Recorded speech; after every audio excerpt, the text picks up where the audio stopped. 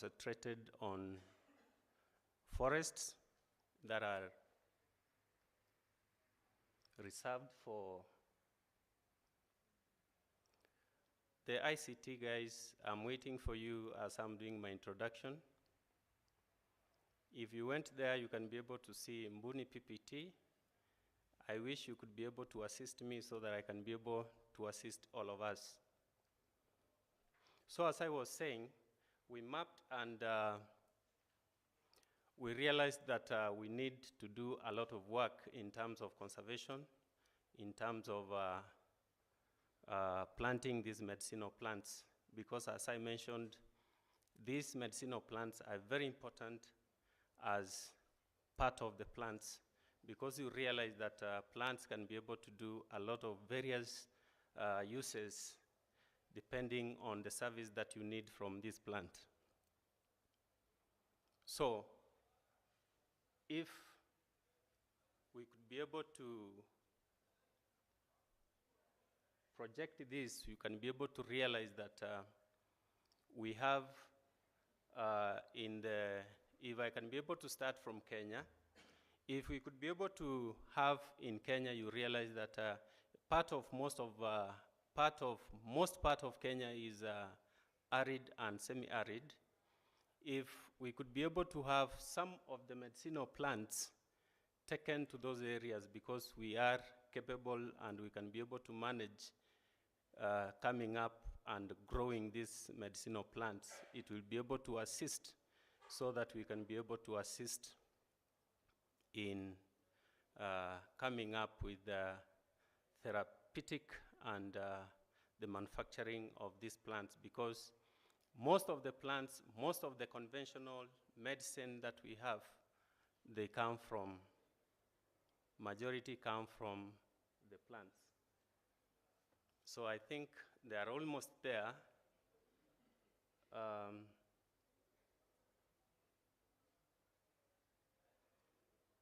ICT guys, are you there?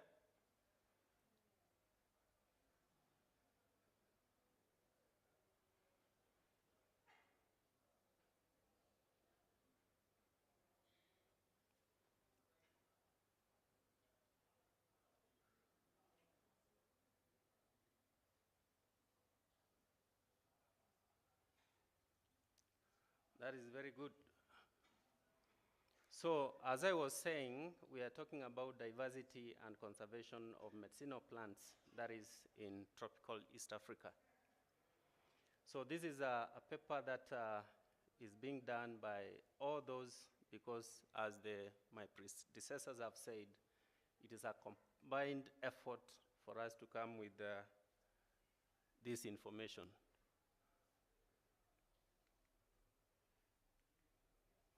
So introduction, I was almost there and I've almost done. And most likely what I missed is about 80% of the global population relies on medicinal plants. And most of the manufacturing comes from plants. So that is the location, and I've mentioned we have about 5 countries, and most likely for those ones who are around, you realize that we are around, in Kenya, we are around somewhere here. So what you are seeing in the green, that is the forests, and that's where most of the medicinal plants are concentrated.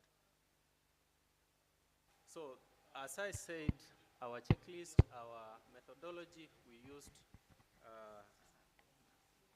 published books and a lot of literature from published papers to come up with medicinal plants. And we realized we have native and alien, whereby we will be able to get from the plants of the world that is online. And when it came to IUCN, we checked, and that one we did it in August. So as I said, we got a total of 2,855, and that was as a result, as you can be able to see, because all of us can be able to read. So this is what we could be able to do. Like what you can be able to see here, this is a species of about 2016. That is, it was coming from this family. That genus, species, we have a synonym, it did not have. It was native, good. All these species were recorded using our references. If you go to this paper, you can be able to get these species. Some of the challenges that we realized herbalists face are those ones that have been enlisted there. I'm very sure if you get to the forest, you can be able to encounter some of these challenges. Overview. As you can be able to see from this figure, it is having an illustration like if you take that, Fabaceae family has the most medicinal plants, followed by Asteraceae, Rubiaceae, etc. And if you go to, if you go to this, it explains about the IUCN. That is, it was, as I said, it was searched online. And we have that assessment, and that is the result we could be able to come up with. Collection methods, we realized that if you wanted these medicinal plants to survive, you can be able to do a collection that can be able to enable these plants to survive. For example, if you took a seed flower, fruit, and all that, you cannot be able to endanger this plant. Patterns of these medicinal plants, we realized that in this result, you could be able to see Tanzania had the highest, that is in herbal and in goody, and Rwanda had the least. And distribution, from that you can be able to see after we did that progress, we could be able to realize that that is how it looks like.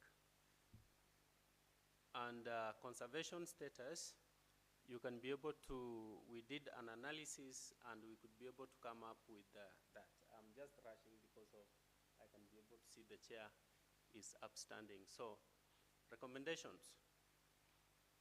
We can be able to collaborate with the community so that we can be able to have the inventory checklist of all medicinal plants. All medicinal plants have not been represented. We can be able, again, to do a cultivation.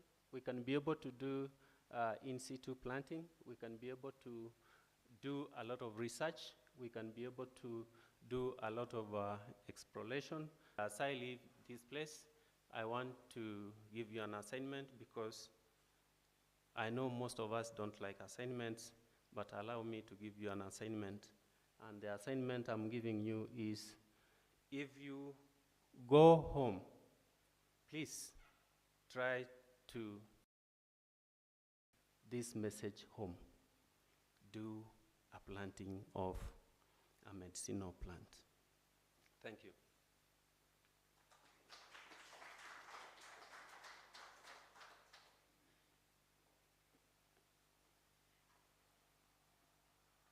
Thank you very much, Dr. Mbuni.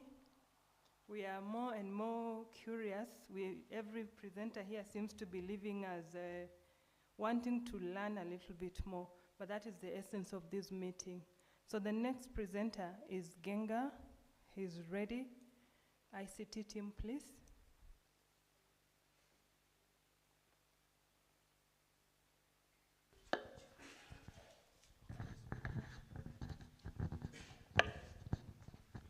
Okay, thank you very much for that. So I'll. Okay.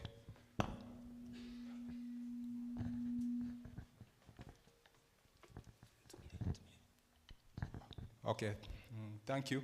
So I'll be taking you through my presentation on the oviposition preference of the swallowtail butterflies, that is Papilio taita, which is an endangered species, which is only found in the Taita Hills, that is in Kenya.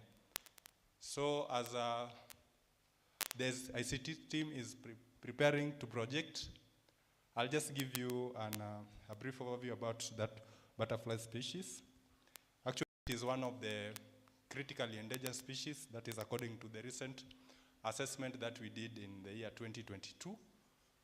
And if you go to the Taita Hills forest, you'll find that actually the fragments have been evaded by the human activities. So I'll just go direct to the presentation.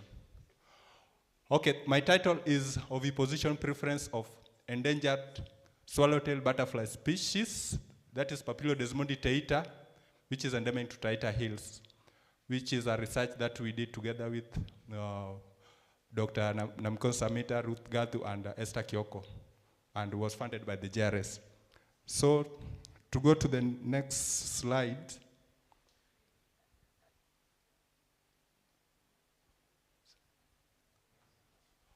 Okay, on the introduction, butterflies provide a very crucial role in the ecosystem as pollinators for both wild and cultivated plants.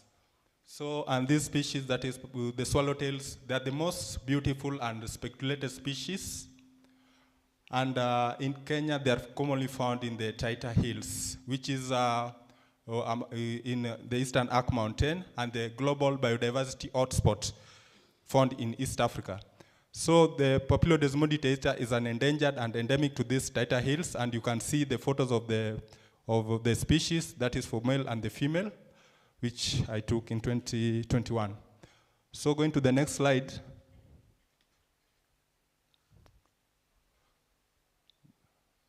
Next slide, please. Okay, now on the problem statement, currently, as I say, that they play a very crucial role in the economic growth because they are being reared in the coastal region, and this is one of the species that is being reared, and it supports the livelihood for the people living in the coastal region, especially in Kenya. And there's a current decline in their diversity, abundance, and host plant due to the effect of climate change and environmental degradation. And if you look in Africa, there are very few studies which have been done on the swallowtail butterfly species. Most studies you'll find which have been done mostly in the Asia. And therefore, there was a great need to do the host preference for these endangered species of butterflies, with my study objective to contribute towards an inventory of information on their oviposition preference on Clausena nisata and Todalia asiatica. These are medicinal plants, and they belong to the family of the Rutaceae, and those are their local names in the coastal region if you go and ask. So if I go to the next slide. Yeah, this was the study site where of Taita Hills, which is a cloud forest. Then going to the next slide. Yes, this is now the source of the mated female. I read that on the Angels on Ngangao Forest, and the research I arranged it in a CRD design, having 3 treatments, that is the swallowtail butterfly species and the 2 host plants. And the total, I used 20 females, which I replicated 3 times during the study.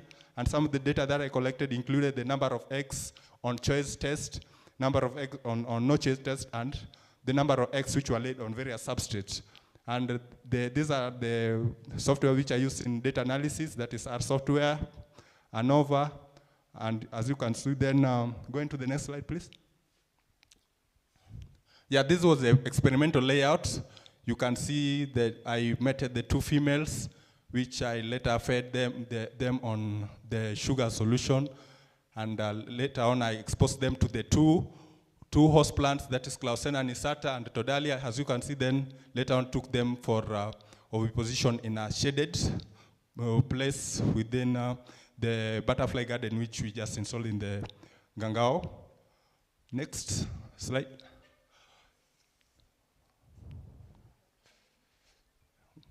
Next slide. Okay, now on the results, you can see that this species preferred Todalia asiatica in both choice and no choice tests as compared to Clausena nisata. Next slide. Yeah, then on the number of eggs which were laid on various substrate, you will find that most eggs were laid on the lower leaf surface, which is common to most insects. They prefer to lay on the lower leaf surface because of protection against sunlight, rainfall, and also predators which normally lay their eggs on the eggs. So next slide. Okay, now when we are looking at the number of eggs which were laid on the 2 host plants, we will find that this species actually prefer to lay most of its eggs on Todalia asiatica. While if you look at the Clausena nisata, this species will rather lay its eggs on the bucket surface and not on the host plant.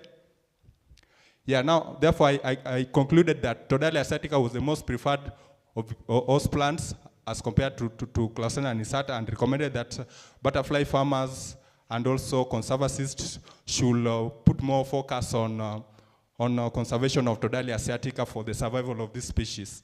And I want to thank you all for your audience.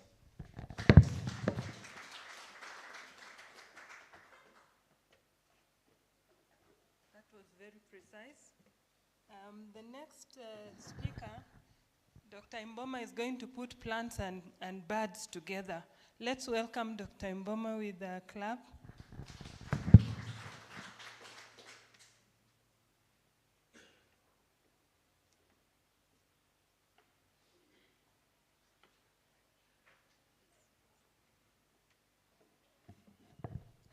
Good morning, everybody. I hope it's still morning. My presentation is looking at the tea plantations as a potential habitat for and refuge for birds. And next slide, please. Okay, we find that nearly all the tea plantations across East Africa or in Kenya were once a forest habitat. And those were very quite critical forests across the eastern part of Africa. So I took these 2 pictures in different scenarios. The one on my left is from Kericho, and the other one this way is an Asian from Asia. Next slide, please. And all those 2 places you can see, the tea is just along the critical habitats of highland forests or tropical forests. Tea is one of the most taken drink next to water.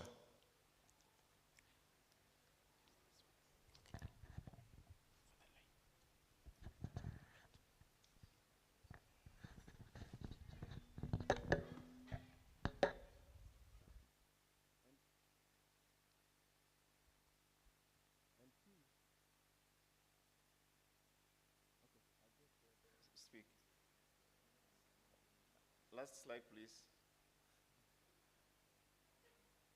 Last slide, the second slide. Okay, on the global perspective, you find that originally tea is from China. That's where it was first planted. And the country produces most of the tea, and that's around 1.9 million tons every year on an area of about 3.39 million hectares. So China is number one production of tea in the world, and where they produce mostly green tea. This is followed by India, which is the third production of tea, on about 1.2, producing about 1.2 million tons. And Kenya is number 3. And actually the largest producer of tea in Africa. Next slide, please. So why are we looking on tea, basing our work on tea?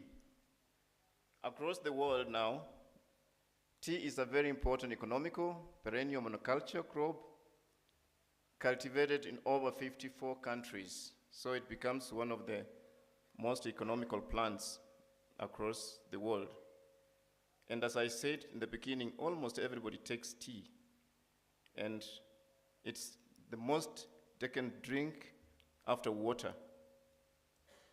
As a habitat, it has a longer period of stay, as a habitat, which means if you plant it today, it can last for 100 years.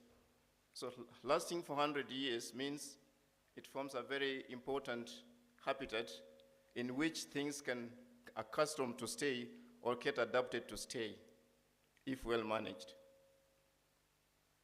It requires routine management practices, but in some areas it has less routine management, whereby they focus only on pluckings, which means if it is left, the habitat can support other biodiversity. Now in Kenya, tea was first introduced in, which is quite a long time ago, and it was until 1924 when it was now used as for commercial production. So in Kenya, tea is handled in two systems. One, by large-scale farmers. Those are multi-faceted companies like Unilever, and two, small-scale farmers. So we find that small-scale farmers takes a larger portion of tea in Kenya. You may think it's multifunction, those big farms, but small-scale farmers take about 60% of the tea we have, grow about 60% of the tea we have in the country. And those multifaceted companies take about 40%. Next slide, please. To mention, tea, where it's grown today, was at least a forest.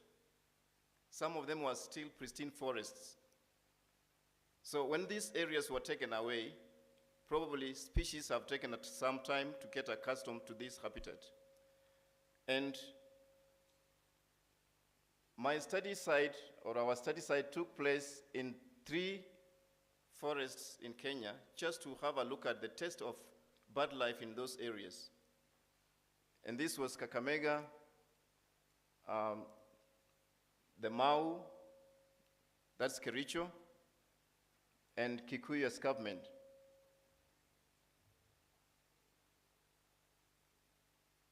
And you find that these areas, like in Kakamega and the Kikuyu escarpments, those areas established by tea were taken away from the forest during the Nyayo era, and this is what we call the Nyayo T-zone eras. So it was a presidential decree that forests were hived away, planted tree to give way for what we call buffer zone, for conservation in quotes, probably. So you find that those areas that were taken away, like let's say in these, the areas that were earmarked for tea planting in Kakamega, for example, was 2,100, and the trees were cleared. But it ended up taking only 178 hectares planted of tea, which means the rest of the places was left out. And that was natural forest. Same to Transmara and same to Kikuyu escarpment. You can see earmarked area for planting, and later this is what was planted. So through larger areas of natural forests amounting about 11,935 hectares were earmarked for this, only about 16% was put to tea plantation. Next slide, please. So, in Kenya, tea is grown in two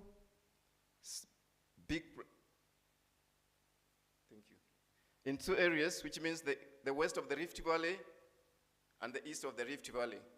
Next slide, please. Next slide. So, to study birds in this area, we did what we call point counts to count and understand which birds were in different tea and also the forest adjacent to the tea areas. Yeah, next slide. So birds were recorded, both those that were seen and those that were heard. And just as a result, we find out that we divided these birds into three major groups. We tried to categorize birds into forest species, those birds that are really restricted to forest, and forest visitors, and birds that don't really use the forest, according to Ben-Nun, categorization of forest species. And we did this just to find out which species are quite adaptive to tea forests or plantations that are also found in the adjacent tree forests. So we carried studies in both forests and also the tea plantations. And you can see the tea in Katamayu, that's the Aberdares, provide about 51 species compared to the forest adjacent. The tea in Kakamega Forest provided 61 species of birds in those tea plantations. And the tea in Mau Kericho provided 41 species. Next slide, please. So in these three different forest categories, they'll only want a pristine forest. And if pristine forest was done away with, these birds will not survive. The F are those birds that are what we call generalized. They can still do when the forest is gone. And these ones are just forest. They'll just survive in other habitats away from the forests. Next slide, please. So we also put this into feeding guilds and try to look at the species that we found in those areas. Yeah, so we found the FF species. We had 9 species, which means 9 species of which are really forest dependent can also survive in the tea plantations. Next slide, please. I would like you to conclude, please. Okay, I'll be concluding. Thank you. So in this research, we found that there's a spillover from forest birds using the forest. They can also come and use the T-zone. So T-zone becomes a very important area when it's well managed. And what is well managed? So we found that FF species, if well managed, can survive in tea plantations. And you can see how we can do that. Conclusion. Agroecosystems are primarily meant for production of agriculture, but they can as well be managed in order to provide also sustainability of biodiversity in terms of birds, because now here we find that birds can be used as indicators of the forest species in those tea plantations. Different feeding guilds that we looked at also realized that more birds that we found in the tea were insect-eating birds, which means birds, if well managed, can also be used as biological control in maintaining the tea fields and run away from what we call synthetic chemicals of controlling. And remember, tea is consumed as a non-washable material. Next slide, please.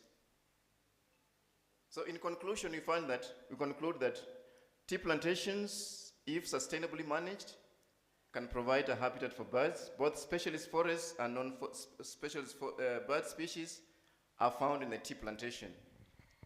This management will involve things like organic farming, together with intercropping of indigenous trees that can support biodiversity. Next. So in recommendation, we propose the need to incorporate organic farming practices in ecosystem landscapes that will enhance quality agriculture, production, and promote biodiversity. Promoting agroecology through agroforestry in perennial agroecosystems will enhance ecosystem services that will be beneficial even to us.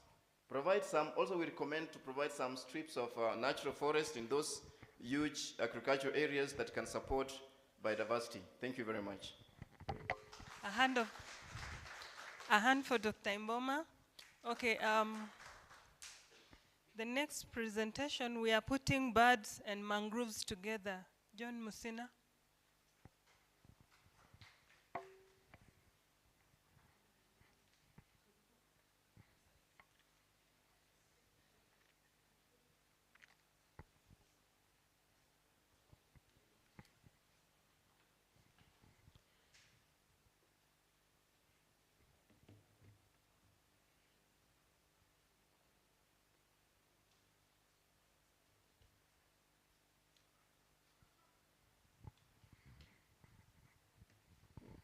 Let's welcome John.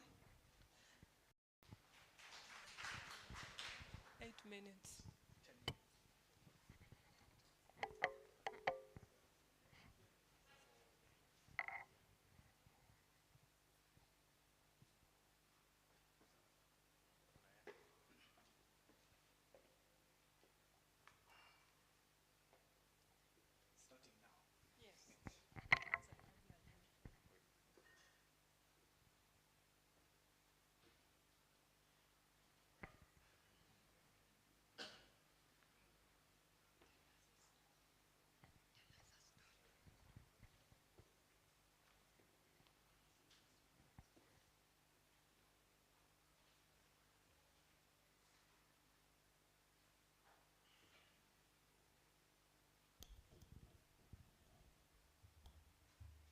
Good afternoon.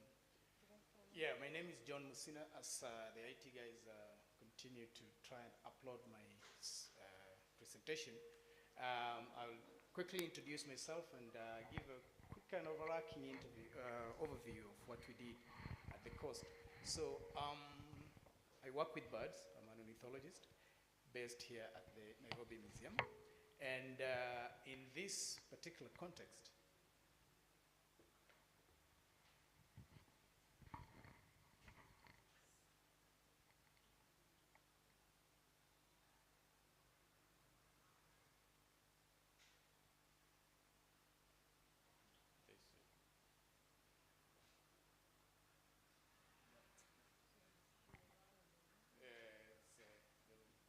that's the second presentation. If you go to the list of presentations, I'll show you which one. It's not this one.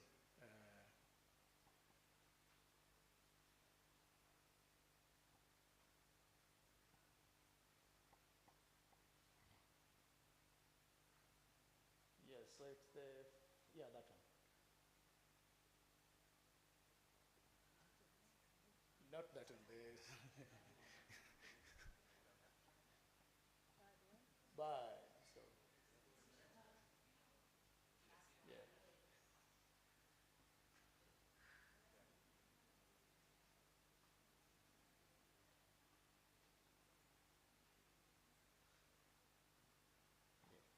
Thank you very much. Yeah, so quickly, this work I did with Onesimus Kioko, my colleague, Seth Wafula, and Hussein Tirangoi. These two are from Kemfree, and myself and Onesimus are from the National Museums Next. So birds are excellent bioindicators of environmental health, ecological change, and other things. In places like Europe, they have things called wild bird indicator. And the wild bird indicator is calculated by people going out and censusing common birds and their breeding areas. And then that tool, the wild bird indicator, is used to make decisions on areas that are important for biodiversity, so just beyond birds.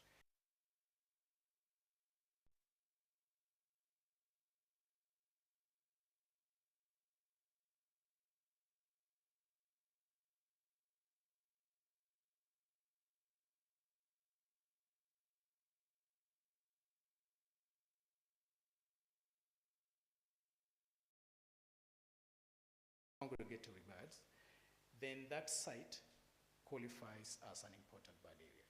And that tool has been developed since the 1990s, and we've used it to identify important bird areas in Kenya, which now we've actually upgraded to key biodiversity areas. So right now in Kenya, we have over 60 important bird areas. At least to be specific, I think there are 68 now. And along the coast, these IBAs are concentrated along this coastline here in what we call the East African Coastal Endemic Bird Area. What's an endemic bird area? If an area has got at least 2 species that have got a restricted range and they are overlapping, their ranges are overlapping, then that area qualifies as an endemic bird area. So this one here, all the way from southern Mozambique to Somalia, is what we call the East African Coastal Forests EBA, endemic bird area. And within that area, we have at least 7 terrestrial IBAs and 8 marine IBAs. Next. So our study sites were in 2 counties, the Kwale County and Kilifi County. As you can see, we are looking at both terrestrial habitats and marine habitats. So these ones are habitats along creeks, where the rivers enter the ocean, and then these ones here are sites that are off the ocean. At least these 2 here are clearly forest habitats, okay? Next. So in Kilifi County, we did the same, looking at habitats, terrestrial habitats, and then also looking at habitats that are connected to the creeks, where the rivers enter the ocean. Next. So the methods that we used, point counts on line transects, and here we stand in one station for about 10 minutes, and then within a radius of 50 meters, we record all the birds that we've seen or heard, and we do so after every 200 meters. Next. And along the creeks, we used boats like this to do total counts of all the birds that we saw, and this method was ideal for water birds because they congregate. Next. And then the third method that we used, especially in the terrestrial areas, is that we used traps like this. We call them mist nets, and we put them up and caught birds, took out the birds, put some tags on them, did some biometrics, of course, we identified them. And here is a session, okay, sure. Yeah, next. Yeah, so the results quickly is that we had up to 157 species of birds from 48 families, 7 of them out of the 30 East African Coastal Forest EBA species. So that's a good one. And we had also threatened species, as you can see here. At least 2 birds of prey, hooded vulture and white-backed vulture that are critically endangered, was seen in the Mtwapa Creek and Kaya Jibana. Next. Here is a categorization on how these birds depend on forests. And the first blue one is the forest specialists. That means that these species of birds, the whole of their life cycle is within the forest. And then this one here, the forest generalists, would also occur in disturbed forests, but they depend on forests. And then these ones are forest visitors. So the more you see this yellow, if it is a forest habitat, the more it means that that forest is under pressure. Next. So that's, again, for the Kwale County. Next. Okay, so we go to the next one. Yeah, so also some of these sites had migratory species. Some of the migratory species were long-distance migrants, leaving this continent all the way to the Palearctic region, and some of them were Afrotropical migrants. As you can see, most of these sites, actually all of them, had migratory species. Next. The species diversity, as you can see on the terrestrial sites, Gonja Forest, which is close to the border with Tanzania, and I think I can actually encourage our botanists here to try and visit this forest, has got a very high species diversity and even different types of microhabitats. And we also had this one. This is the river Kurmutsi that leaves the area of Buddha forest all the way down to the coast. And then in Kilifi, we had the highest species diversity in Kaya Jibana. This is a sacred grove of the Jibana people. And I think it's because it's fairly big chunk of forest fragment compared to the rest, and that's the reason why the species diversity was high. And then in Kilifi also, we had a high very species diversity. I think it's also because of the different types of microhabitats, especially the intertidal flat muds that were helpful for these waterbirds. Next. So the threats, I'll quickly go through them. Most of these sites are under intense threat, especially cutting and burning, charcoal burning, and firewood collection. Next.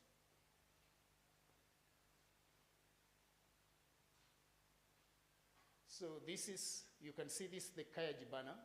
This is a sacred grove for the Jibana people, but you can see they're already trying to cultivate on the fringes of the forest. This is cultivation along the riparian land. Next. And this is the Tiwi area. You can see there's coconut farming in the background.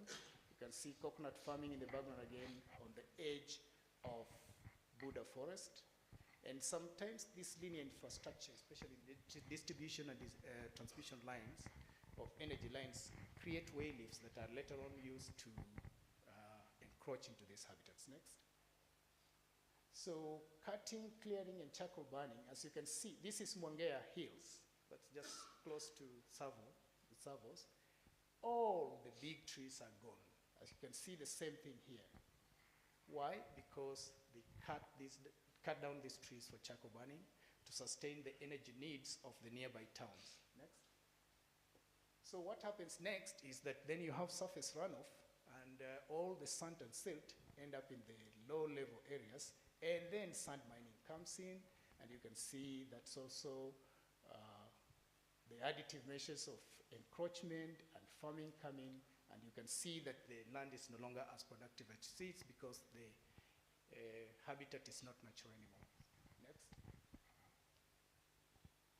So a story, almost always when we are preparing action plans or habitat management plans, we try to separate them. So you'll have people talking about maybe Buddha forest management plan, and then someone talking about mangrove management plan, and maybe these two groups of people are not talking to each other. But what we found out that actually there's a really clear habitat interconnectedness shown by the kind of birds that we saw. So these are all forest specialists that we caught inside Buddha forest. Next. Please conclude. Sure, thank you. Next, please. And along the riparian land, you find very important banks like these used by pied kingfishers as breeding sites. These holes are nests of this bird here, pied kingfisher. And then the palm-nut vulture that feeds on fruits of different types of palms will also be found along this riparian land. We have this bird that's also depending on a forest called a Zanzibar green bull. And then it's important also for other birds that find the big trees useful for colonial nesting. Next.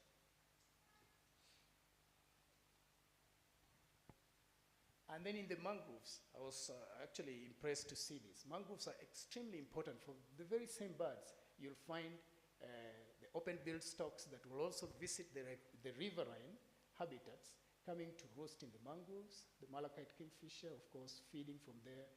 Pygmy batis, a bird that you'll find in the forest. You find it also in the mangroves. You have a Hadada ibis that will even come outside into the human settlement, but then goes nesting in the mangrove. These are water thickness, roosting in the mangrove. A great sparrowhawk, a bird that you'll find in the forest, outside in settlements, also finding refuge in the mangrove. Next. Then now, the palm-nut vulture that we saw in the riverine habitat is coming into the intertidal zone to look for food, especially like leftovers from fishermen. And then you go down a bit, you find at the edge of the ocean, the sandlings and ruddy turnstones. They're feeding on whatever is brought in by the waves. And then you have these pelagic species, the common and lesser crested terns that come and roost onto these sandbars. And then when the tide comes in, they leave. They don't come into land, but they leave into the ocean. So you can see how all these four different types of habitats are interconnected. To conclude, please. I cannot emphasize more of an integrated biodiversity management plan for all these four different types of habitats. So the specialists should be talking to each other more. And then we need to support the local communities into alternative livelihoods. COVID hit hard this coastal population, people, because they depended more on tourism. So when tourism went down, that is the reason why you saw most of them that lost their jobs are now switching to charcoal burning. They've really cleared the big trees to burn them down, to sell charcoal in Tuapa, Kilifi, and other places for energy use. Then I think it's important to gazette all kaya forests and mark the boundaries carefully. I know that the sacred groves are under the National Museums of Kenya, but the limitation is that the National Museums of Kenya doesn't have an enforcement wing. So it would be important to have Kenya Forest Service or any other person, any other institution that has an enforcement wing working together with the National Museums of Kenya to protect and conserve these important sacred groves. And I know that there's a plan, the National House Crow Control Committee. We should play a role in this and eradicate this guy. Bad news. He's really like destroyed nests of other native birds to the point that it's now forced some of these birds to go nest into the mangroves because they cannot do that anymore outside. Thank you very much. Madindu. Welcome, Irene.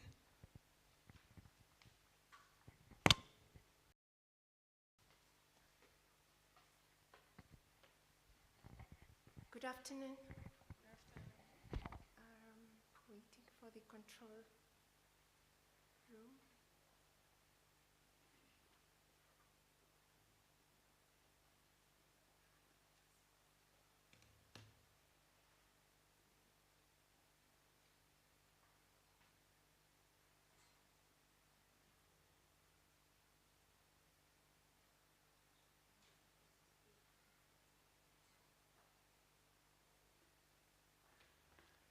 Thank you. My presentation is on the body size differentiations in male common staunched subpopulations in different open habitats in Kenya.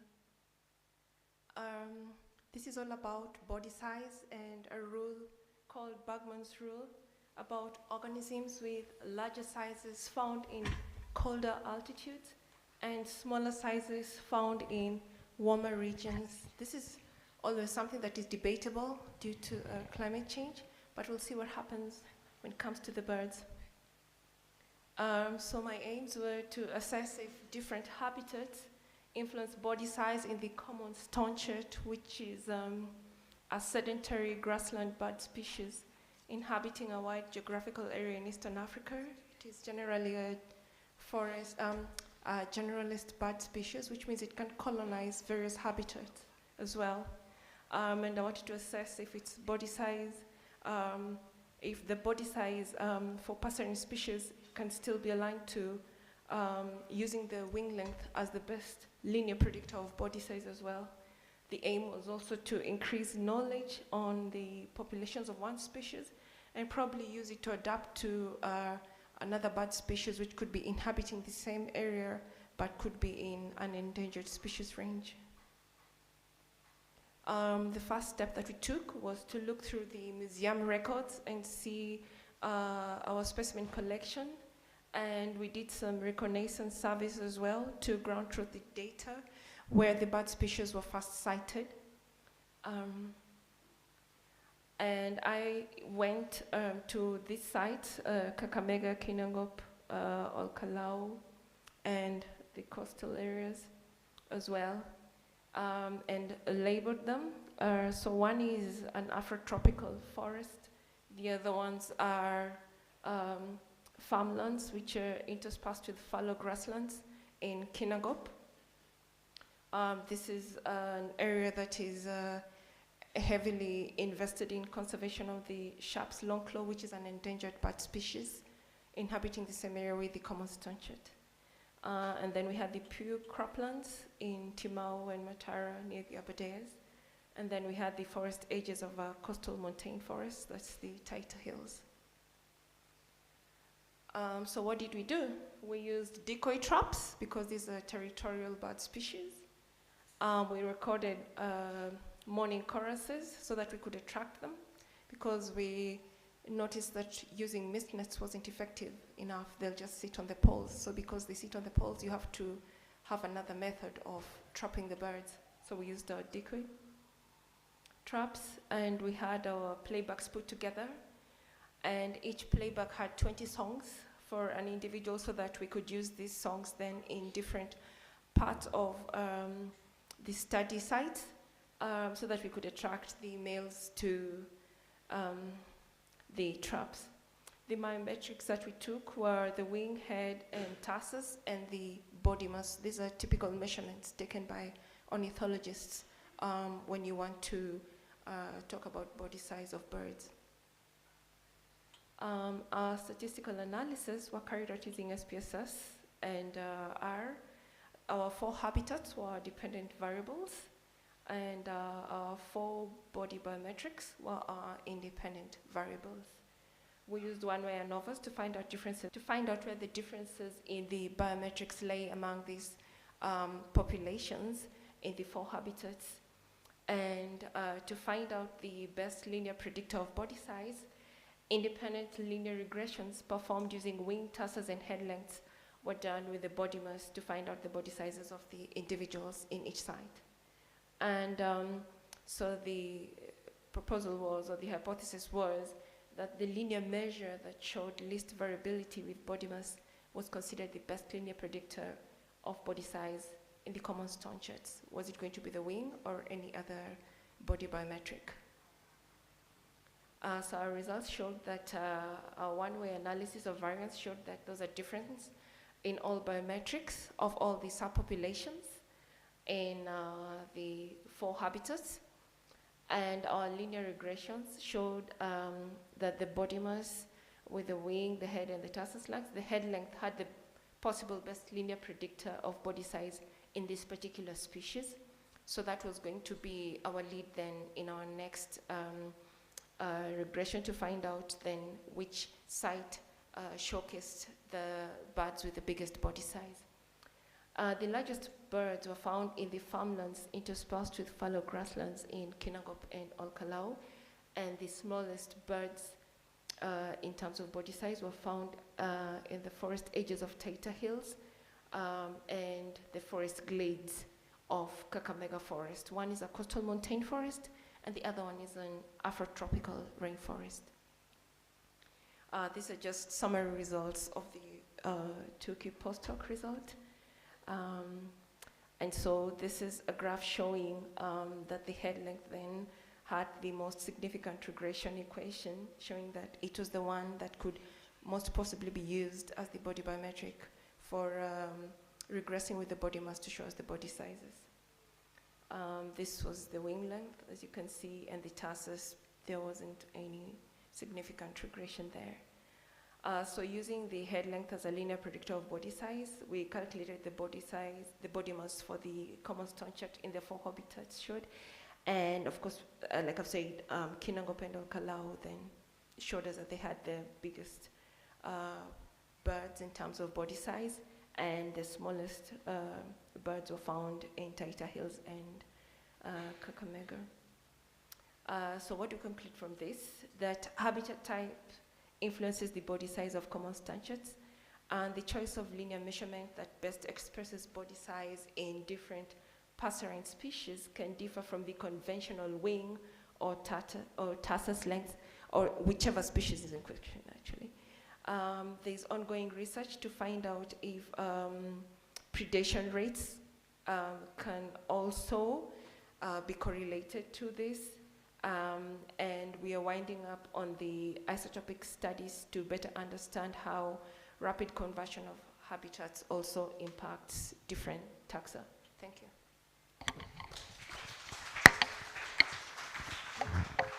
A better clap than that. Irene has saved us 1 minute. Thank you very much, Irene. Now we are going to have Mildred talk about the ecological